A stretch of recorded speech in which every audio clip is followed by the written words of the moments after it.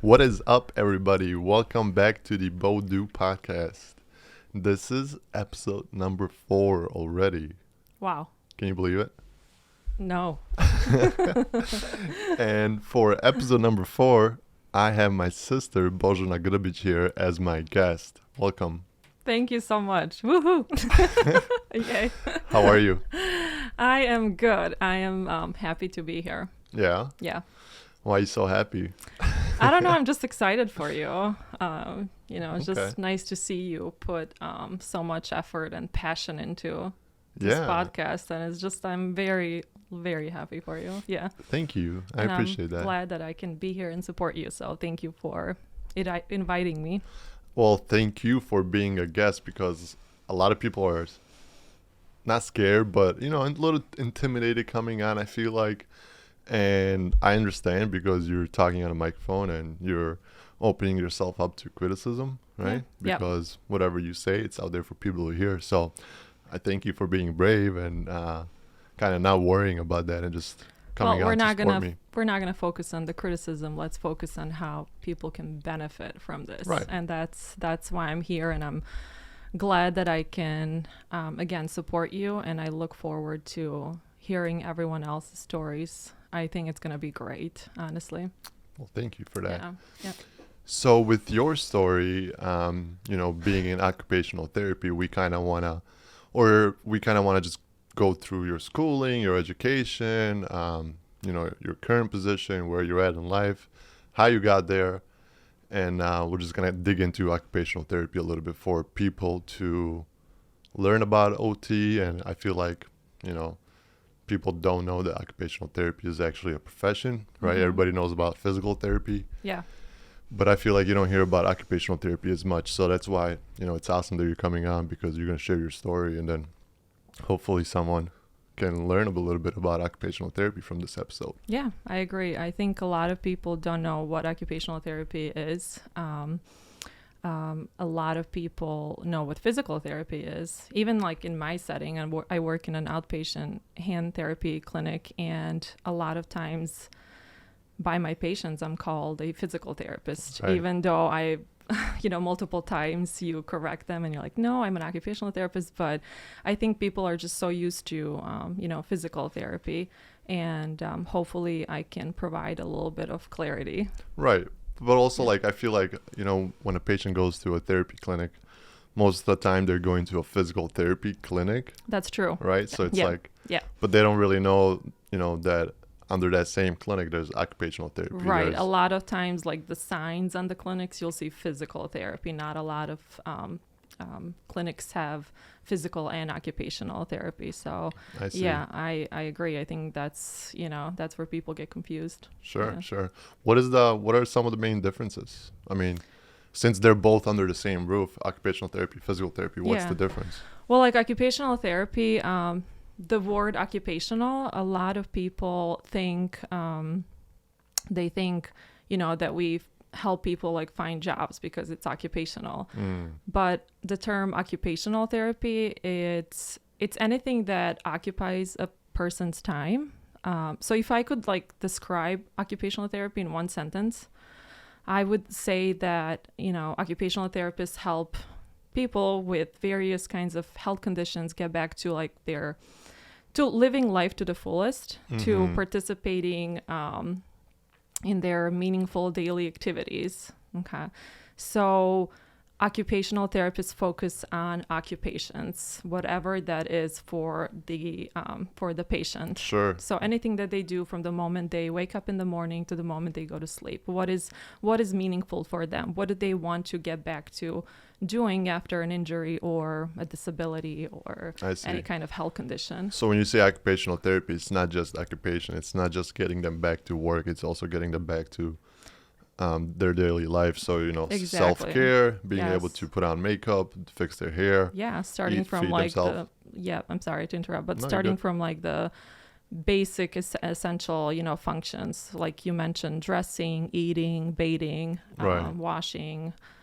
Those are just some of the simple, basic Yeah. ADLs that a lot of people take for granted. Yeah, absolutely. absolutely. So, And, physical therapists, I'm not a physical therapist, but I do work alongside a lot of physical therapists. So I'll touch base a little bit on that.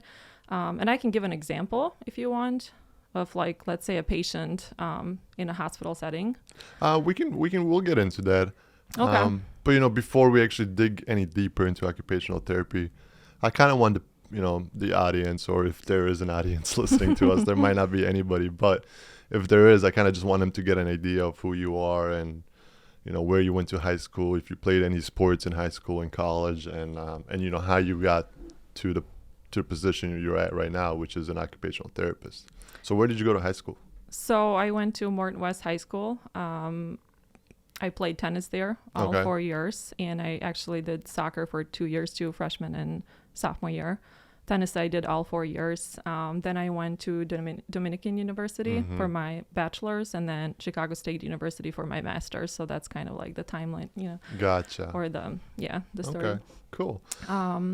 And what else did you ask me? So with tennis, you played tennis in high school. Did you play tennis before high school, or how did you get introduced to tennis? No, I did not. Well, yeah, I did play a little bit of tennis before I started in high school. So when we first came to the States, I remember we went to a dollar bill store and we picked up some plastic tennis rackets with a spongy ball, and we would just go to the park and, hit back and forth. So that was my first exposure to tennis. And I don't think at that time we even watched it like professional tennis. Right. We didn't until I think Djokovic turned pro in like 2003 or 4. But that was my first, exposure to tennis. And then once we got to high school, it was actually our sister, our older sister, Draga. She was the one who kind of, I don't know, like not forced us, but kind of like said, encouraged us. Yeah, that's the word. Encouraged us to sign up for it. And we did. And it was, me and her and a couple other Serbian girls. And it was great. We had a lot of fun. Yeah. That's awesome, because all it took was one person to not introduce you to the game, but kind of encourage you guys to join. And I'm sure you and your other Serbian girlfriends were able to kind of build that bond a little bit closer together through tennis as well. Oh, yeah. Every day after school, we would have practice, and then, matches on the weekends. It was a lot of fun. That's awesome. Yeah. Now with tennis, you said you went to play tennis in college as well. I did, yeah. At what university? Dominican University. So we were Division III. We weren't really good, but it was still fun. Yeah. Yeah. No, we traveled a little bit, and I thought you were really good, because every time we played, you beat me. That's right. I'm glad you remember. I just want to give credit where credit is due. So. However, you beat me last time we played, which was... That doesn't count. Yeah. That doesn't count. It was after I had my first child. Exactly. You're out of your prime already, so that does not count. You're still... We have to play again. Yeah. Absolutely. We'll make it happen. Yeah. So with tennis, how was college, like playing a sport with practice, but then also having to focus on the academic part? Was that difficult? I think I managed to balance it well. I think I needed that balance, so it wasn't all academics. Kind of helped me to stay fit, so I managed well. Yeah, I think. Yeah. Well, not just stay fit, but also, every time you go to practice, that stress, you kind of take some stress out on hitting the tennis ball. So when you do go back to the academics, you're a little bit more focused, I would assume. Yeah, definitely. But also like building those relationships too with the girls too. That was fun, just having that time with them after spending a whole day in class. Right. It wasn't just like I'm going back home to study more. It was, I had that break. Yeah, I mean, you look forward to tennis practice. Your friends are there, and you're gonna hang out, and like you said, you're not going home to hit the books. Yeah. So awesome. Yeah. Well, I can relate to that, not to the college part, but to the high school part, because I did play some soccer and basketball. So I always looked forward to basketball practices, because it was just you and your friends hanging out and playing basketball. So I can definitely relate to that. Yeah. But now with going into occupational therapy, when did you know you wanted to be an occupational therapist? Because like if you listen to my first episode, my introduction episode, I kind of discuss the fact that I had no idea what the heck that I wanted to do after high school and well into like 2-3 years into college. Yeah. I had no idea what I wanted to do. So when did you have an idea that occupational therapy was it? Well, I was kind of like you also, but my first exposure to hand therapy specifically was about 20 years ago, maybe shortly after we came to the States. Our dad had a work-related hand injury where a punch press machine cut off 2 of his fingers on his dominant hand. And, you know, we were the ones taking him to his therapy and doctor appointments. And I remember specifically going to a hand therapist for him to see. And that was my first time going with him to that clinic. And I just loved how that hand therapist helped him regain, you know, his function of that hand. And it was his dominant hand that was injured. So what 2 fingers of the hand was injured?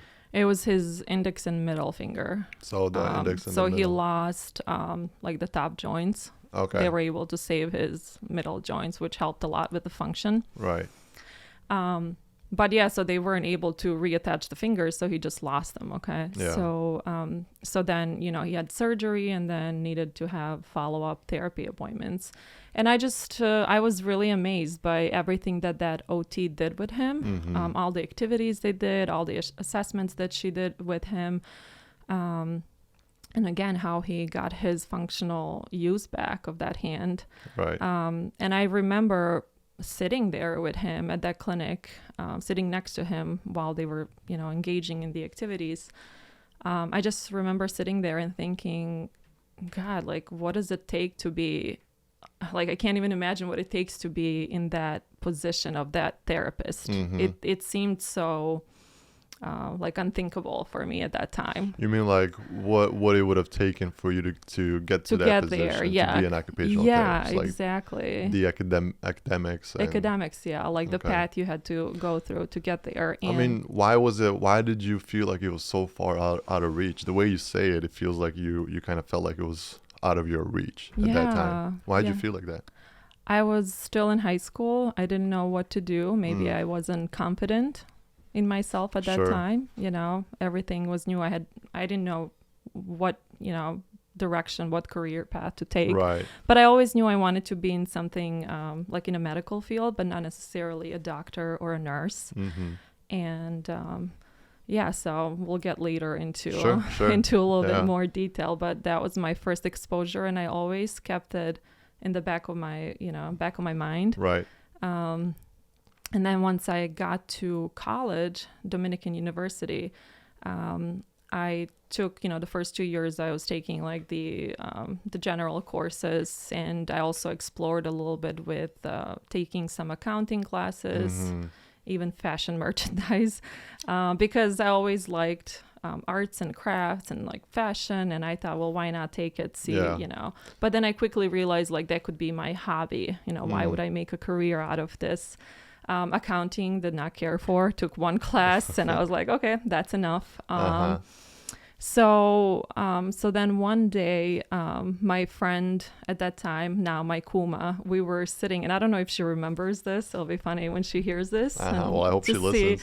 To see if she remembers. We were actually sitting in a computer class, and we got handbooks, like Dominican University handbooks that had all the programs listed, everything that they offered. Like the bachelor's degree. all different kinds of careers that you might be able to go into or degrees. Exactly, that you can get at Dominican University. I see. So we were sitting there, and I took the handbook, and the first page that I opened, it was like in the middle of the book. You just randomly opened up a book? I just randomly opened the book, and it was the first page that I opened it up to. On the left-hand side, I still remember like the font, like everything. It said occupational therapy. And I was like, well, I didn't know like that person providing services to our dad she was a hand therapist, but I had no idea that she was an occupational therapist, or that you had to be an occupational therapist to then further get a degree or not a degree, but certify in hand therapy. Right. So yeah, that was the first page. And I was like, oh my gosh, I read through the description and I was like, this is it. This is a medical field. Right. It's not a nursing degree. It's not a doctorate degree. Like, this is for me, and I truly believe that there was I don't think that was luck. I truly believe there was some greater force, some energy that guided me to that. Yeah. And that's all I'm going to say about that. No, that's awesome. I mean, like you said, some greater energy guided you. Be. Exactly. As soon as you opened that book, you went on occupational therapy. It was meant to be, honestly. And I felt that a few other times throughout my life. I'm not going to get into that, but it was meant to be. Let's just say that. That's awesome. Yeah. So then after that, I went to my counselor at Dominican University and I asked him, what does it take for me? What do I need to do to get this degree? Okay. And the counselor at that time, it was still an entry-level master's degree, occupational therapy.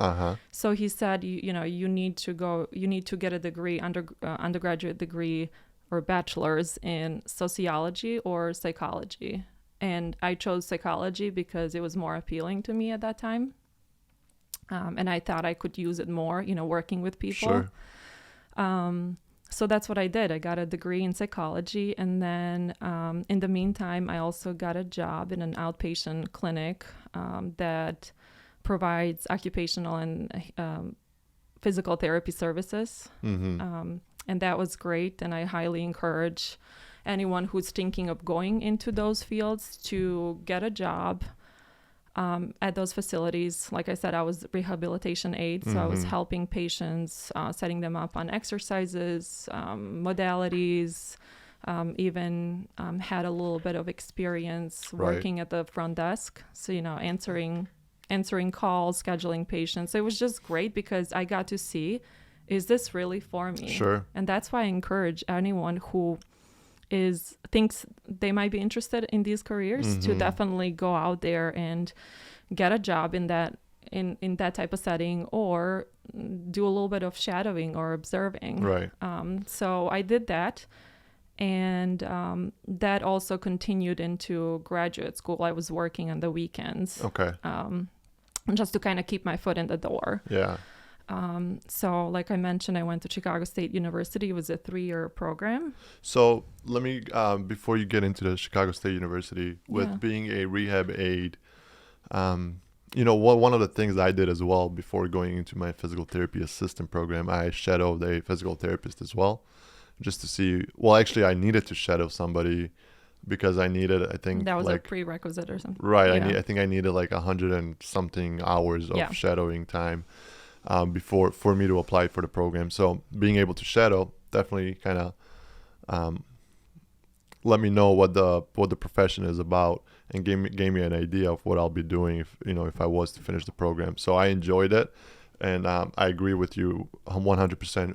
No matter what profession it is, you can be a lawyer, you can be a construction worker, whatever it is, before you actually commit, or before you actually commit to the school, I would highly recommend them, like you said, shadow a little bit, whoever that might be doing that profession. Yes, get out there, get the feel of what the profession is about, because a lot of times students will go into these professions and then they'll drop out after a year or two because they're realizing this is not really it's what not for I them. Want to do. Yeah.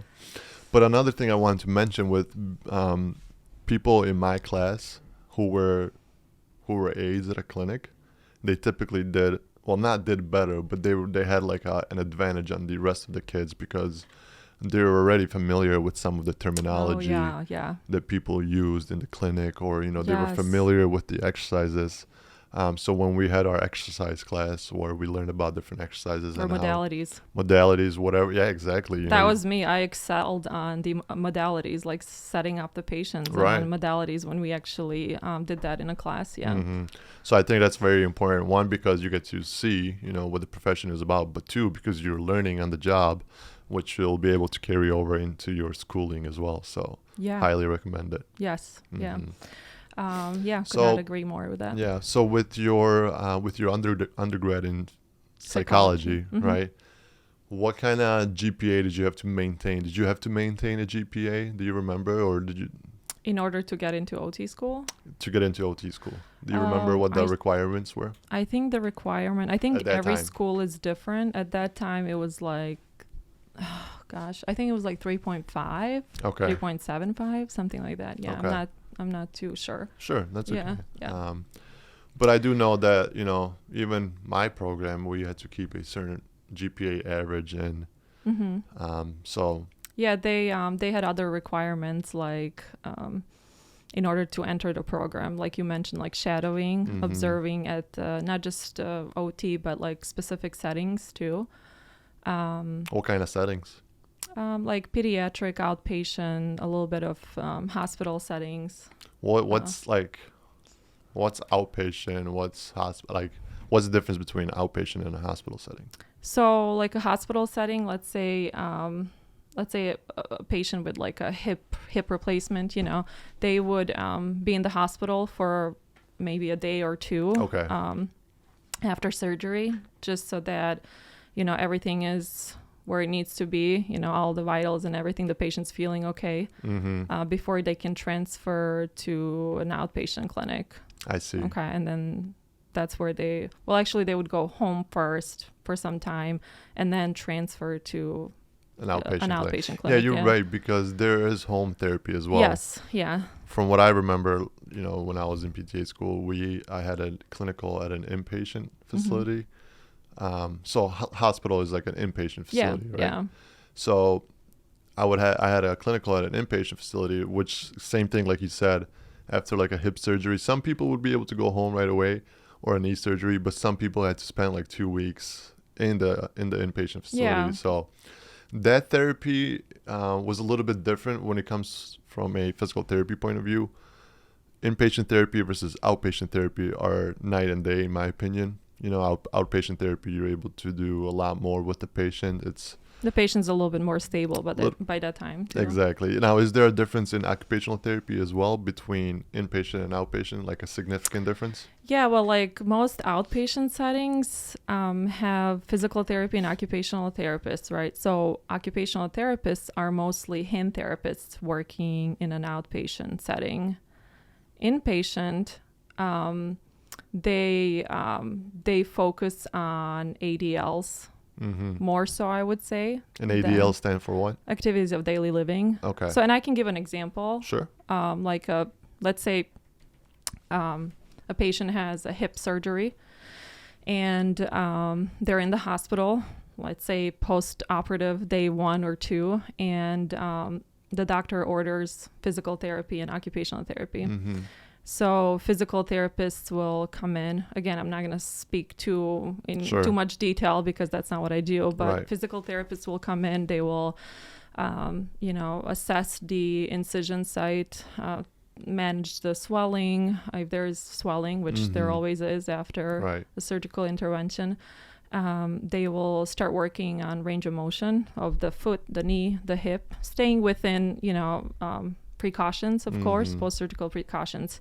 So their goal is to get the patient up, weight bearing on that leg, walking, eventually managing stairs.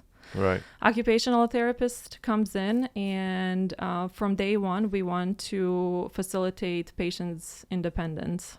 So, we would go in there and teach them how to use a dressing stick, a sock aid, a reacher. Again, following the precautions. Making sure that the patient and the therapist staying or adhering to the precautions. So we would facilitate independence, and then once they're able to weight bear a little bit on that foot, we would do functional transfers. So getting them over to the sink, to the toilet, make sure they can safely lower themselves to the toilet, get up, get back to the sink, wash their hands, bathing eventually also. Okay. So that's how it differs. Hopefully that's a little bit clear. So occupational therapists always focus on activities of daily living, taking care of yourself. Exactly. Whatever is meaningful for the patient. Right. Whatever they're doing, whatever their hobbies may be. So you also want to focus on getting them back to their hobbies, along with self-care and all the other things they do throughout the day. Now, hand therapy in an outpatient clinic, what physical therapists do and or occupational therapists or a hand therapist, so hand therapists focus on rehabbing the upper extremity in an outpatient setting. That's what I do. I'm a certified hand therapist. Okay. So any injuries from shoulder down to the fingertip, those patients come to me. Okay. And we use a little bit more of a biomechanical model, meaning we're also focusing on getting that range of motion back, that strength back. But I personally try to make the interventions meaningful for the patient. So I might have a patient who, let's say, has a wrist injury, or two patients, same age, same injury, dominant hand, let's say wrist fracture. One is let's say a yoga instructor, and the other one is like a cake decorator, a jewel, let's say. So my approach to those two patients, even though I'll work on range of motion and strength for both of them, my approach is going to be a little bit different. For one patient, wrist extension is more important to get back. So being able to weight bear on the hand, extending the wrist all the way back, which is the yoga instructor. Right. Because they have to get in certain positions that require them. They're weight bearing a lot of, like, all the time, you know.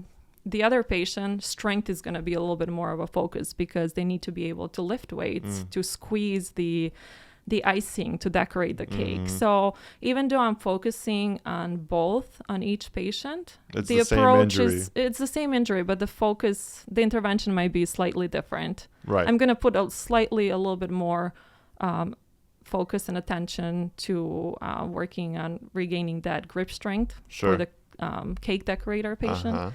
Whereas weight bearing will be more important for the other patient. Right. So that's like...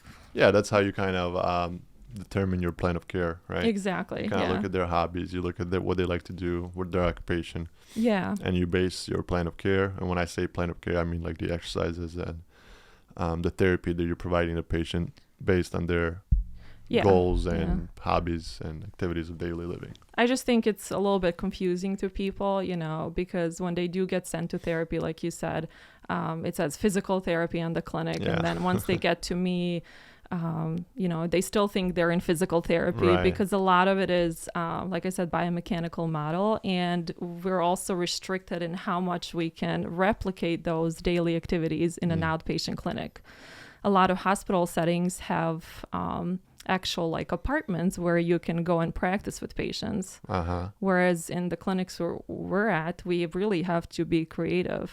And so that's the part that I like also. When you say hospitals have apartments that you can go and practice with the patient, what do you mean by that? Like they have...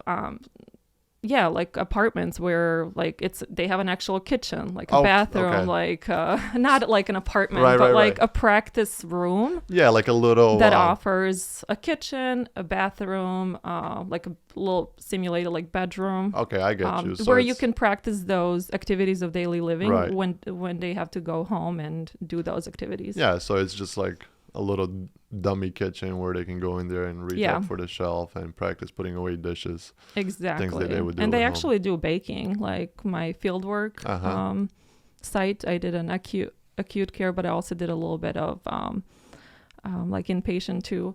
And some of those hospitals like actually like have patients bake. We bake cookies and then we eat them. It's great. I mean, that's a smart business plan. Bake for the rest of the people in the hospital. Yeah. That's cool. Well, yeah, that's actually really cool, you know, that hospitals offer that. But you said at the therapy clinic, you have to be a little bit more creative because you don't have a kitchen. Exactly. You don't have...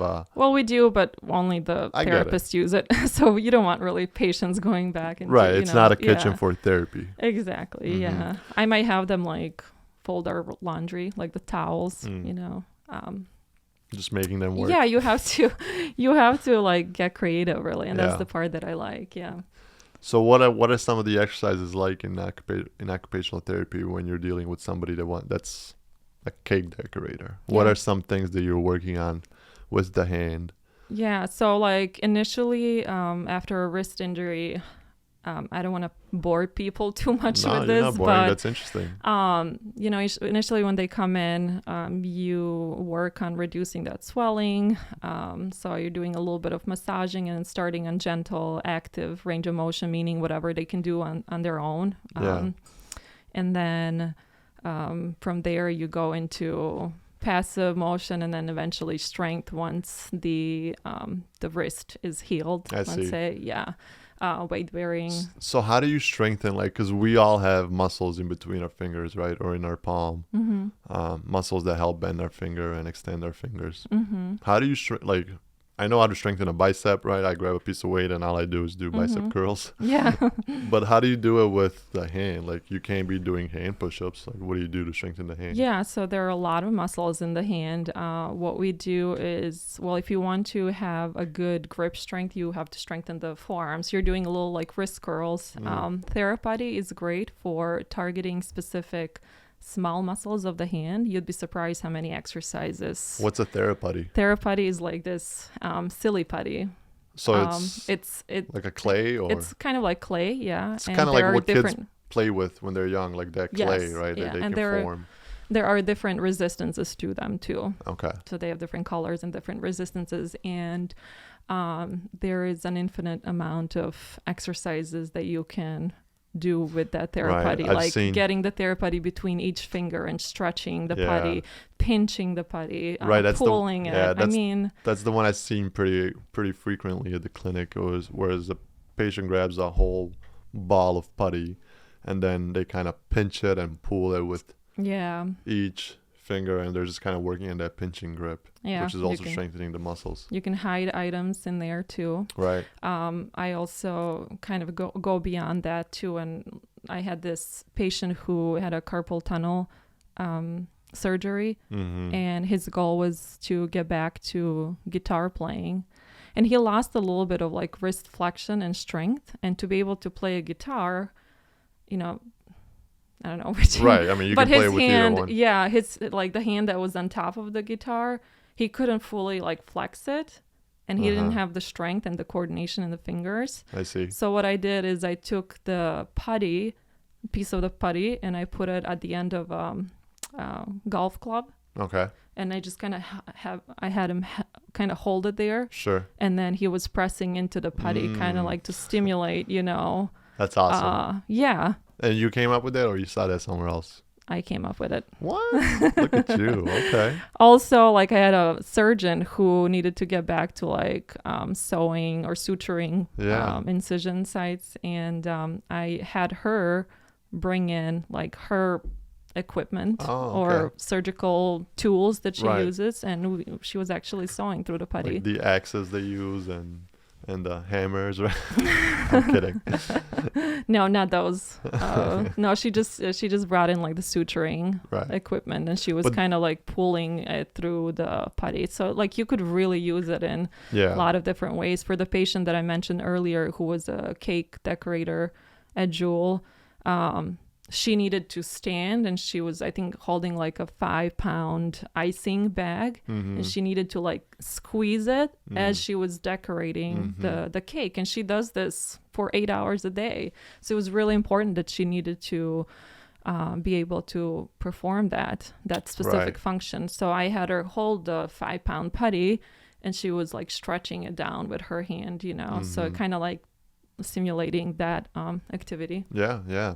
I mean, you got to be creative, and you really do. Which is why it makes our professions, well, my old profession, physical therapy assistant, and your profession, which is why those little things make the job a lot more fun when you have to. And it's not just occupational therapists; it's also physical therapists that they get very creative at the job too. Yeah.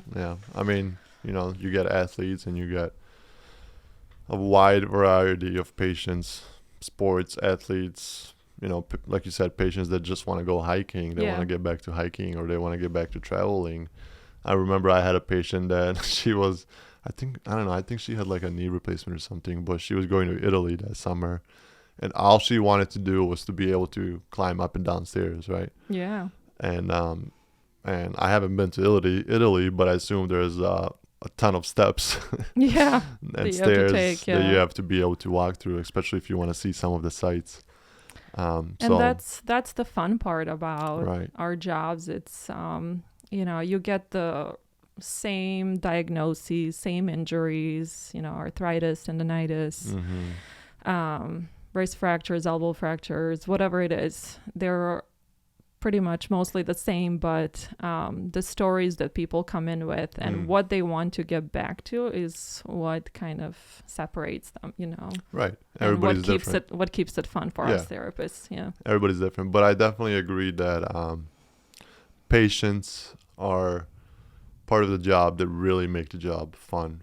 Yes. One of my favorite things was just listening to people, especially if they're older, like 70, 80, and you want to hear their life story and who they were. And one of the things I always kind of listen to is what kind of advice they had to give. Yes, they're very Because and older people, they all want to share something that they learned throughout their life. and it's amazing to get them to like open up and share Right. that, and they're excited, and then they can't wait for like the next session to Yeah, come and yeah. to continue on with their stories. No, It's I awesome. I Yeah. agree. It's definitely a rewarding job, especially when you can help people get better, or when you can put a smile on somebody's face. I had it's one awesome. patient who she had pain in both of her hands, finger pain, wrist pain. She was younger too. She was like 23 or 24. And she said she went to multiple doctors and nobody could really figure out where the pain was coming from. And finally, one doctor sent her to me, to a hand therapist. And she said that some of her best mental health days were when she was in therapy. And that just made me feel so good. I was so happy that I could make an Yeah. impact, and that I could Well, really it's- help that individual, It's because called that is such a powerful statement. absolutely. And that's why it stuck with me, and I wanted to share Yeah. that story. Absolutely. I mean, it's called occupational therapy and physical therapy, but we're also therapists as well. Like what a psychologist? No, not Yeah. psychologist. What are we? Yeah, psychotherapists, or We're not that. But what I'm trying to say is that when but you people kind come of in, are. Yeah. right? People come in and with their problems, and I mean, I've had all kinds of stuff people share with me. From marriage problems to Yeah. to whatever their problems are. They come in and they share those things with you, because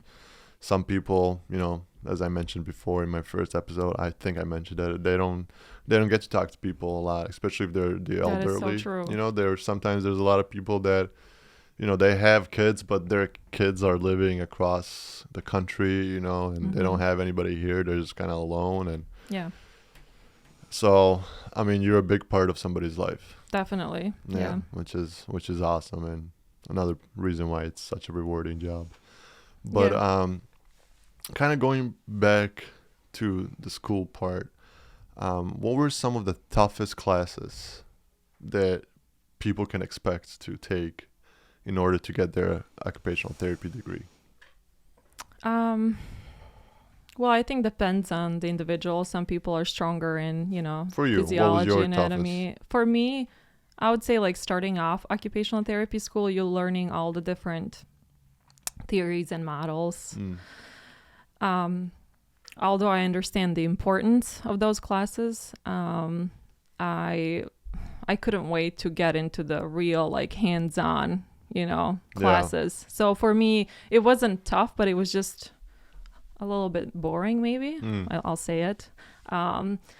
So I couldn't wait to actually get to the part that we're gonna be like using in the actual setting. Right. So you couldn't wait to get to the part where you're actually kind of hands-on stuff like Yeah. manual muscle testing, using the modalities, making orthoses, splints, which is a big part of my job today. What kind of splints do you? I mean, what kind of splints do you make? All kinds of hand, Hand elbow, splints, okay. hand, elbow, wrist, finger Yeah. splints, and what those splints or orthoses are. They help protect the injury site. They help manage pain. They facilitate function, so different reasons. So you why also patients get learn 'em. you also learned this at school as well, Yes. splint making. Yes, you don't get to learn how to make all of them, but you get an idea of, you make like, depending on the school again. Yeah. I was fortunate enough to make like 3 or 4, so it's not a lot. Majority of the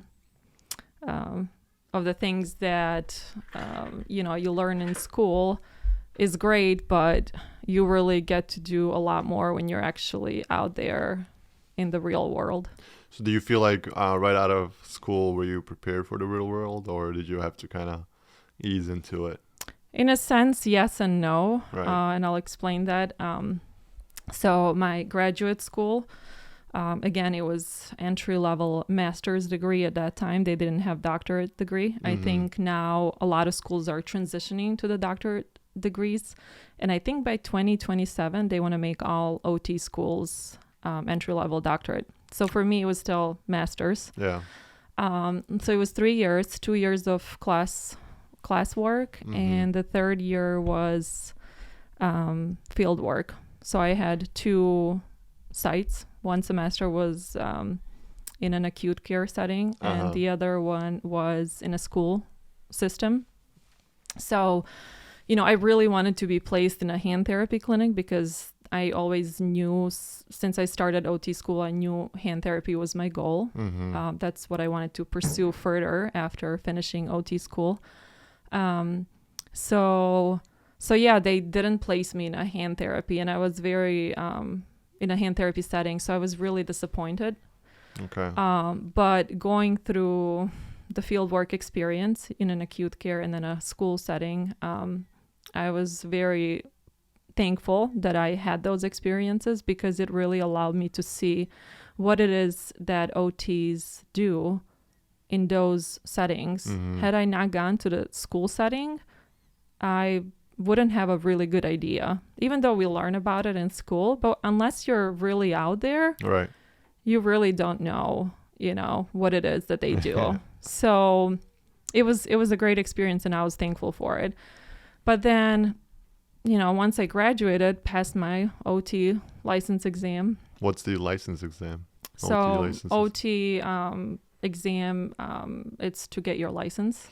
So So you can practice. okay, so if Yeah. you finish school, right? Yeah. You're done your 4 years and your 3 years, whatever. You're done with school, and you're still not considered an occupational therapist until you pass that licensure exam, right? That's correct. You can't practice. Okay, Yeah. Nobody's going to want to hire you right, because you need a unless license. you need a license Okay, to practice. and all the school that you went to was to prepare you for this test. Yes. Yeah. Okay. But you have to study on your own too. I think I spent maybe like, I don't know, 3 or 4 months studying. And, I passed it on the first try, which I'm Nice. really proud of. Absolutely, because a lot of people, I feel like, honestly, I feel like some people are really book smart, right? And then some people are really good test takers. I so agree with that. yeah, And there's- actually, Draga and I, our sister, we had a conversation about that the other day. Yeah. Yeah. So I remember that there were some kids in our class that were, getting straight A's, acing all of their, what are they called? Exams or Exams. What do we call them? I forgot what we called them. those like tests at the end of the year. Like tests no, not tests at the end of the year, but when you're actually kind of interacting with another student as a patient. Clinicals? No, not a clinical. It's all right. Doesn't matter. That's okay. It's bugging me though, but I'll think of it. Yeah. So some people were, excellent at Natural. taking, getting. Engaging with the person or No, some people were natural with, the book part of it. Yeah. Being able to study for I guess hands-on work came to them much easier than a test, right? Yeah. So what I'm trying to say is that some kids in our class, they were really good students. They couldn't pass it. They took them like 2, 3, 4 times Yeah. to pass the test. Where me, for example, I was always a good student, but I could have been better if I put a little more effort into it. I could have been better. Absolutely. We all could be better. Yeah. I mean, I was always, I always like if I had a test the next day, I would just pull an all-nighter and just like Wow. study from. And you'd probably get a great grade. Yeah, I mean, I always did well, but like I would come home like ready to sleep. Oh my God. It was stupid. I mean, I should have probably taken 30, 40 minutes a day to prepare instead of waiting for the last. Yeah. Um, I'm the opposite. I would always, oh my gosh, I would spend hours and hours.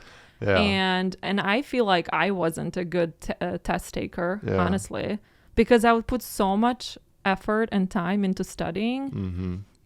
And I feel like I could never, yes, I got good grades, but I could never like ace it, I would always get like a B plus, B minus, Right. and I put so much effort into it, so Sure. it just differs. Like Yeah. everyone is different. But for my OT license, I put in a lot of time Mm-hmm. into preparing for it.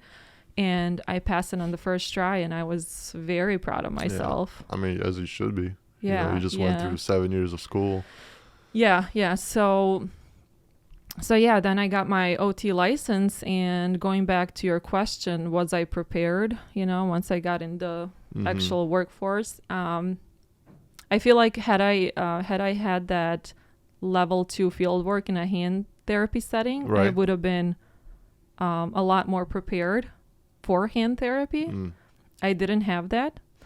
However, working as a rehabilitation aide that I mentioned earlier, working for a company that offers PT and OT services, I built some strong relationships there with my colleagues, the therapists there, the managers. So once I finished school, I knew I wanted to be working in a hand therapy clinic. So what I did is I gave it a shot. I applied for this company that I had worked for as the rehab aide. And I had really strong, recommendation letters from the manager of that clinic, and they ended up calling me. That's awesome. Yeah. I think networking and holding good relationships with other professionals. For example, in your case, you were an aide, and Yeah. you had a good relationship with Yes. whoever the boss was there, and Yeah, you they saw applied. my work ethics. They knew I was, Right. serious about the job, that I was able to connect with every Right. patient, no matter of their age or, Sure. So it's not just having a good relationship. You also got to be good at what you do. Yes. A good relationship with somebody is only going to get you so far. They Yeah. might get you that job, but then you got to put in the work and you got to show that Yeah. So they, you were yeah, the right hire. exactly. So they called me, and I had an interview. They ended up hiring me, and I was really nervous about going into this because, again, I did not have that level 2 experience, fieldwork experience. So I had to How was your first day as a occupational Well, therapist? so this is where I was going. This company, they were just rolling out a like a mentorship program for new grads, which was great. And I was their guinea pig. Like I was their like first person that was going through this program. And I was so happy that they had that. So Right. what that meant is I was meeting with the OT service manager on a weekly basis. We were going through different topics, most common injuries that we see in the clinic. We were discussing different topics, different procedures, protocols, so it was great, and I really learned a lot. And then not only that, I had a list of splints or orthoses that I had to make, and I got to practice that there. And I didn't feel like I was just thrown into the hand therapy Sure. world. There was gradual process of getting that full workload or a full patient schedule. Right. So I would see maybe like 1 or 2 patients a week, and then next week I would see a few more. So I gradually built that schedule. Yeah. But it was terrifying because I felt like I was done with school. Okay, I don't have to study anymore. But that wasn't the case. You continued studying. I continued studying. I had to frequently, go back into the OT books, which I still do to this day. And that's the nice part about this profession. You you cannot know it all. You have to constantly refresh your memory. Yeah, not just, you know. you're not just refreshing your memory, but there's also new techniques, new ways of treating people, new ideas coming out that you want to Yes. be up to date with. Exactly. You always want to provide your patients with the most up-to-date services and up-to-date therapy that you can provide. So Exactly. Keep up with the research articles. exactly. In order Yeah. to do that, you have to keep up, like you said, with the research articles, but you also have to, well, I know as a PTA, I had to take continuing education courses in order to maintain my license. Mm-hmm. Is that similar to occupational therapy? Do you guys have to do the same? Yeah. So we recertify every 2 years. And there are a certain number of continuing education hours that you have to keep up with, and same goes for certification in hand therapy, which I'll get into.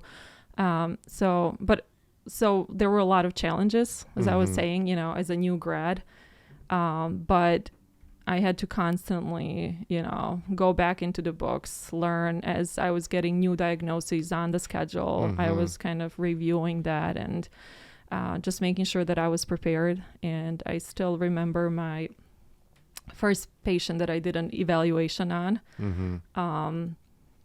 She was a simple carpal tunnel release patient, and I was so scared to see her. I was sweating. And that was your first patient? First evaluation that I did. A simple carpal tunnel release. And she was such a sweet lady too. But I was so nervous. And I remember doing the evaluation, and the patient never returned. She was just gone. And I was like, what did I do to her? Well, that cannot oh my God. That cannot be what is it, reassuring. No. After the first visit. No, it was so, I was so terrified. I was sweating. I was shaking. Poor lady probably saw, what a nervous wreck I was. Did she know you were a new grad, or this was, your new job? I don't know if I told her that she was my first actual patient that I did an evaluation on, but I might have said, because my mentor was there next to me also. So yeah, she never returned. But then later, she was a regular coming back to the specific clinic. She had physical therapy services there. She later came back with the second-hand carpal tunnel release also. And she had told me then that like her hand was fine. I don't know if she was just lying or to me just to make me feel better, but she said like her hand was fine and she didn't feel like the need to continue. Right. Well, if she was lying and if she thought that you didn't do a good job that first time, I don't think she would have came back to you. Yeah, but it was a learning experience, and I feel like everyone goes through that. Everyone has to kind of get over that fear in order to make the second time better. Right. I mean, it's just like with anything else, you're jumping, you did all the schooling, but now you're in the real world. Yeah. And 3 years.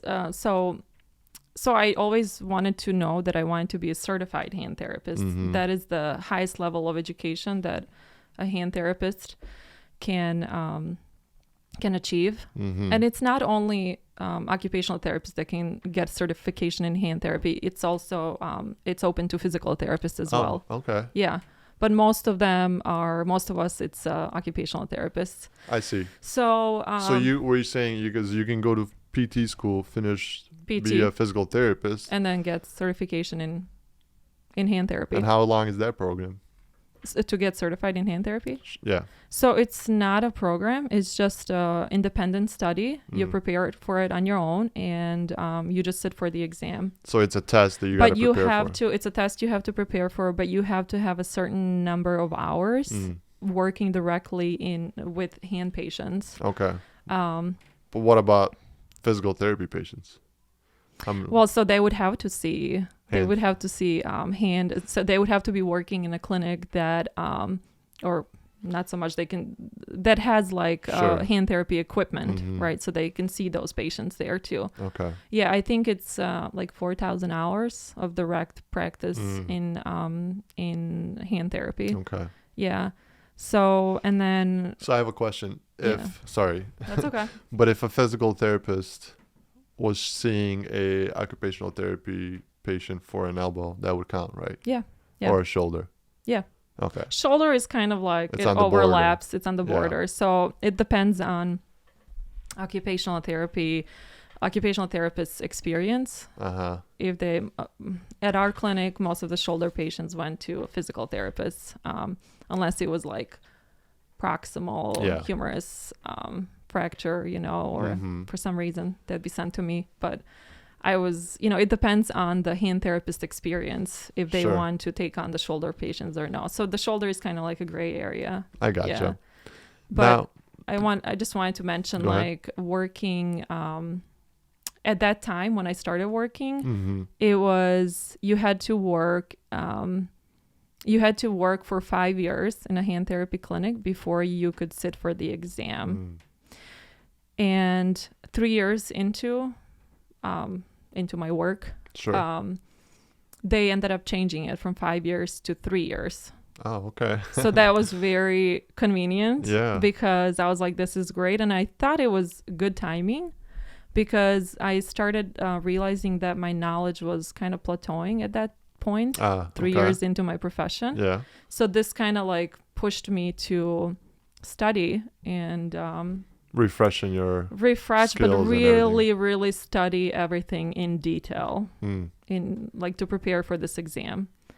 And it's offered twice a year. Yeah. How did that exam compare to the occupational therapy exam that you needed to get the license? Well, the occupational therapy exam, it's a very broad exam. It covers all the different settings that an occupational therapist can go into following occupational therapy, getting like the OT license.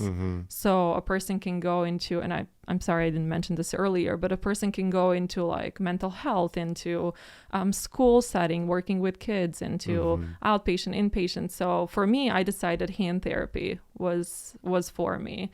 So the exam for certification in hand therapy, it was certification in hand therapy. You needed to know everything about shoulder, down. Now, the CHT exam, the certification in hand therapy, if I'm an occupational therapist working at a school setting, can I get certified in hand therapy as well? Well, if you are working in a school setting, you're probably not seeing hand therapy related patients. So you would need to get that experience. Plus, I don't see how it would benefit somebody working in a school setting, because again, an occupational therapist working in a school setting, they're doing something completely different. It's a different approach. Okay. So what kind of patients, did you have a clinical in a school setting when you were in school? When I was in school, my level 2 field work was in a school setting. Okay. And what kind of patients were you seeing there? So we were seeing kids, like kindergarten kids, first grade, second, third. We were working on a lot of times on handwriting. Okay. Making sure the students can focus in class, whatever that takes. Making sure they can sit still. Yeah. So they can focus. So it just different kind of like play activities for the kindergarten kids. Yeah. So it just wasn't as complex as patients that you would No, see. it's a totally different approach. Yeah. Okay, cool. Yeah. And the exam itself, it was it took me like 6 months to prepare for it, for the certification in hand therapy. And again, studied really well, prepared for it, passed it on the first try. Nice. So yeah. That was the one you were really stressing over, right? Oh my God. Yeah. I was studying nonstop for 6 months, every day after work. And on the weekends too. I really wanted to put, like 100% into it and get it done once and have the results that I wanted, Yeah. And it felt really good. It was like definitely one of the happiest days of my life, passing that exam, because the knowledge that I gained, and that I can provide, like I can be even better therapist for my patients, having gone through that studying and getting that certification. So you feel like that certification really put you on another level when it came to treating your patients? Yes. And like the knowledge you implemented in Exactly. your care. Exactly. It really took you to another level. Yeah. So you would recommend it? No, definitely recommend it because of the knowledge. Now, Right. there's also an increase in pay Okay. with that too, but not every occupational therapist decides to get this exam, to take this exam. Right. I know I've worked with a lot of occupational therapists who have like 20, 30 years of experience, and they have their bachelor's degree in occupational therapy when it was like bachelor's. Yeah. And they are so knowledgeable. They're such great hand therapists. So it's just like a personal, No, choice. I mean, throughout years of working, gain you gain the knowledge and the experience, and you learn new techniques. I mean, I know working as a PTA and working along other physical therapists and working alongside other PTAs, some PTAs were better than the actual PT, right? Yeah, exactly. And it's this PTA might have 30 years of experience in the field, so they saw everything that you could possibly see up until that point, versus a PT that's coming out of school. They're still new. Yeah. So that PTA is probably a little bit more knowledgeable than that new Exactly. PT. It's the experience, but it's also like how much you as a person are willing to put, how much work you're willing to put into it. Right. Right. So it doesn't necessarily matter what school you go to or Plus it's just like it's like how much do you enjoy the job, right? Exactly. You have to love it. You have to love it. You have Yeah. to be willing to learn and always kind of increase your knowledge on the job. Yeah. Because if you hate the job, you're just going to go in there, work. You're not going to care about improving your skill, right? Yeah. So you really have to enjoy the job in order to chase those extra credentials and certifications. Yeah. And plus, like, a lot of times, I when I tell patients, oh, I just rehab the hand, Right. a lot of times I hear people say, oh, just the hand. Well, it's like, yeah, you have doctors specializing in just the hands, Right. just the upper extremities. You have doctors specializing in just the legs or just the back or, hips, knees. Sure. So why not have therapists specialize in these, segments, Yeah. and Absolutely. be the absolute best in it that you can be? Because if I had an injury or if one of my loved ones had an injury, I would definitely want to send them to the best, somebody who specializes, in that area. I agree. It's like, all right, I broke my wrist. Do I want to go to somebody that treats the whole body, or do I want to go somebody that treats just the wrist? And same thing with the doctors too. Do you want to go to a general doctor? It might not be a bad starting point, Right. but depending on the injury and how complex it is, then you definitely want to seek somebody who specializes Yeah. in that area. Absolutely. Yeah. I mean, you always want to go to the best. So Yeah.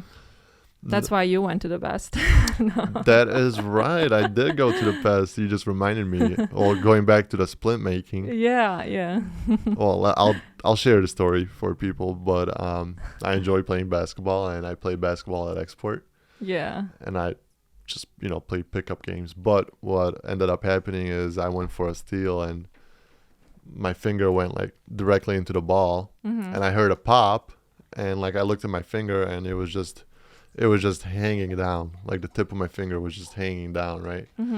So I looked at it and I was like, oh man, I think I just popped my joint out of socket. So what I tried to do is I just tried to put it back in place, and it did not hurt at all, right? But as soon as I let go, that joint or that tip of my finger just fell down. So what was it that I had? A mallet finger. A mallet finger. What is that exactly? It's the terminal end of the extensor tendon, what straightens your finger. What do you mean terminal end? What does that mean? So like the extensor tendon ends at that very the distal bone of the finger, and it helps extend that tip. Okay, so the tendon attaches to the bone right underneath your nail. Yeah. Right, to that bone that's right by your nail. And it helps straighten the tip of the finger. Okay, so then when you extend that tendon is actually doing the job. It's pulling that bone up so your finger can extend. So what happened, my tendon ripped off that bone, right? So there was nothing there was no tendon to be able to extend my finger, Exactly. which is why it was just kind of drooping. Is that what you call it? Yeah. Okay. Yeah. Mallet finger, because of Yeah. the look. So it didn't hurt at all, which I was surprised, but it was just my finger was weird. So I called you and I was like, all right, what do I got to do? Yeah, you sent me a picture. Yeah. And I knew right away that it was a mallet finger, and you had a little bit of a swan neck deformity with it too, which is hyperextension of that middle joint. Yeah. I wonder if I still have that picture. Oh yeah, that'd be cool to show. That's what I'm saying. If I do have it, I want to show it to people. Yeah, you sent me the picture and I was like, oh, you're gonna need to be splinted for this. Yeah. And I think I consulted, or I sent a picture to a doctor Right. that I was working with, and he just recommended that you get an x-ray of the picture just to make sure there are no fractures, or that it's not like a bony mallet, which is when the tendon pulls like a part of the bone also with it. Thank God it wasn't that. Yeah, it wasn't that. But you did go and you went and checked it out. But I made I you got an x-ray. Yeah. Yeah, I made you the splints first. Yeah, you made me the splints first because I think it was like a week till I could be seen by a doctor. But you already knew what I had to do. Yeah. Which was nice. I just went to you and you made me a splint that kept my finger straight. It wouldn't let it bend. Mm-hmm. And that's the way to heal it, right? Yeah, that's a typical like protocol that we follow. You have to let the tendon kind of reattach itself to the bone. Mm-hmm. You keep the finger immobilized at all times for 6 to 8 weeks. You really have to be careful not to let it like droop, because if that happens, then you have to start all over, counting from week 1 in order to heal the way it should. Because as soon as it drops, that tendon is falling right off the bone. Exactly. So you gotta keep it straight so that tendon can heal back to the bone. Yeah. But when I did go see the doctor for my finger, he told me what I had to do, and I was like, well, actually, my sister's an occupational therapist. And she made me the splint, so I pulled it out, and he looked at the splint. I put it on the finger, and he was like, how do you say it? He was like, man, that is somebody that knows what the fuck they're doing. And I was like, that's right, that's my sister. That's right. That was so funny when you and sent I shared that with you. Yeah. But I could totally see that specific doctor like saying that, and he's an amazing doctor. For sure. Yeah. For sure. But yes. Well, that's cool. Did you ever have any injuries that you can think of where you might have needed occupational therapy before? Me? No.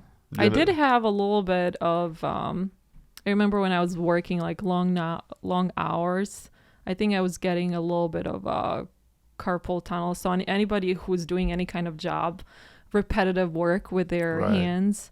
And I remember I was seeing like 60... 70 patients a week, so doing a lot of like hands-on work with them.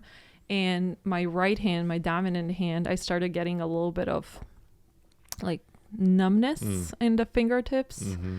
And I knew it was like carpal tunnel related. It's a compression of a nerve in the wrist level. And I kind of treated myself, but that was the extent of it. Thank God. No fractures, no any other injuries. Yeah. Thank God. Yeah.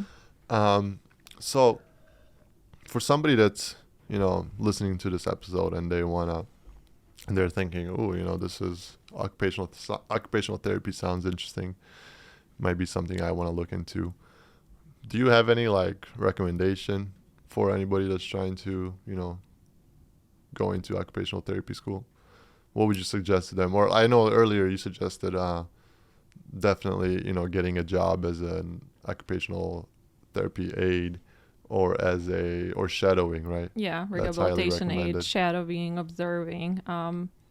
You mean like advice that I would give them? Yeah, what can they expect? I mean, how's the school? Is it on a scale of 0 to 10, 10 being extremely hard, where would you put it? It's a personal thing, everyone kind of experiences differently. For me, for you, it was hard. Yeah. Like that master's program, I would say a 10. Okay. And I'm not I'm being honest. Yeah, that's why people need to know that, it's not just school's not easy. But I also don't want to scare people. Like for somebody it might be like a 5, For me it was a 10. I thought it was extremely hard. It really occupied all of my time. Right.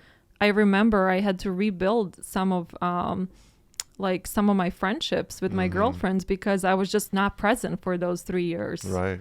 So it's hard. Master's doctorate program, they're hard.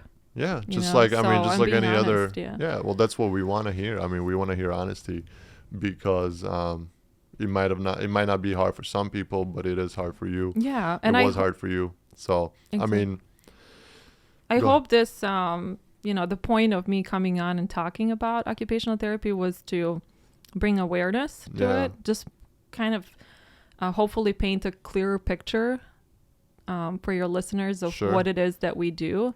And maybe those listeners that are like teenagers or young adults trying to figure out what they want to go into, maybe they'll listen to this episode and be like, hey, this sounds interesting. I didn't know of occupational therapy. So, look it up. You know, and it might not just be them listening, it might be a parent listening exactly that didn't know about occupational therapy. And now that parent is like, well, I have a child that's trying to decide what they want to do. Let me suggest it. Let me suggest occupational therapy to them. Or some listeners might listen to this and be like, well, this sounds boring. Like, I don't want to go into this. But either way, it's valuable information, I think. I absolutely agree. And I think you definitely shared some important information on the occupation and what it takes for you to get there, and what it takes for you to kind of advance in the career. And just again, to repeat myself, hand therapy is just one path that you can take as an occupational therapist. The nice thing about the profession is you can go in all different areas. What other paths can you take? You can be a certified hand therapist, right? Well, you can work in a school setting, which again is a completely different. You can do mental health. You can do hospital. You can do skilled nursing facility. I mean, you can do home health. Opportunities are endless. Yes. Home health as well. Yeah. And home health is when patients or when therapists go to a patient's home, right? Yeah, to provide like the services there for some time before they transition out to an outpatient. Yeah. Now, if there was somebody that wanted to kind of reach out to you and get a little bit more information on the profession and what it takes for them to get there, would you be okay with somebody reached out to me and then I can direct them towards you with any specific questions? Absolutely. I'm here to help. I would be more than happy to help out. Yeah. So you can definitely forward them to me. Awesome. Well, yeah. Thank you. Thank you for sharing everything that you did. Did you want to kind of touch upon anything else? Do you feel like we missed anything, or I think we targeted a lot, actually. Hopefully it was all valuable. I think it was. Information. And if anyone has any questions, if anyone has any pains, any elbow pain, any wrist pain, they can reach out to me. I'd be more than willing to give them my advice.